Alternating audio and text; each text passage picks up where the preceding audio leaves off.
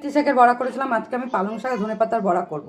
আমরা প্রথম তো বড়াটা কী করে করি তো তোমরা বলবো, আমরা তো অনেকেই জানি, হ্যাঁ জানো, অবশ্যই জানো।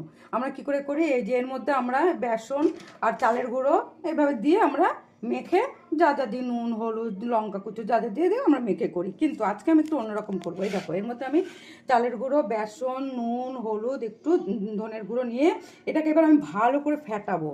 এরকম করে ভালো করে দেখো ফেটিয়ে এরকম করে নেবে। হ্যাঁ, তোমার হলো ফেটালে কী লাভ হবে, ফেটালে লাভটা হবে এর জন্যে বড়াটা মুচমুচে বেশি হবে, কারণ ভেতরটা একটু ফাঁপা ফাঁপা হবে আর বড়াটা মুচমুচে হবে। এবার আমি এই পাতাগুলো এর মধ্যে দিয়ে নেবো। দেখো এবার এবার মাখবো। হ্যাঁ, এবার যদি দেখো যে মাখতে মাখতে যে তোমাদের আরেকটু চালের গুঁড়ো লাগবে, বেসন দেবে না আর, যা দাও দিয়ে দিয়েছি আমি, হচ্ছে 2 চামচ বেসন দিয়েছি আর 3 চামচ চালের গুঁড়ো দিয়েছি। এবার আমার আরেকটু লাগবে, এবার আমি কী দেবো, চালের গুঁড়ো দেবো। এই দেখো, ঠিক এরকম শক্ত শক্ত হবে এরকম।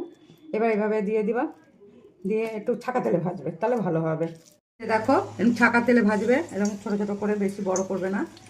দেখো এরকম করে ভেজে নেবে। এটা লাল হয়েছে কিন্তু কিন্তু পাতাগুলো সবুজ তো, এই জন্য বোঝা যাচ্ছে না লাল হয়েছে। দেখো কি কড়কড় হয়েছে, দেখো কড়কড় করে ভেজে নেবে, খেতেও কড়কড় হয়েছে। এই দেখো, এই দেখো, এই দেখো, এই দেখো, এরকম করে ভাজবে, ঠিক আছে? খুব ভালো লাগে, টেস্ট লাগে। এর গরম গরম ভাত, ডাল, ব্যাস আর কিচ্ছু লাগবে না এই বড়াটা হলে। ধন্যবাদ।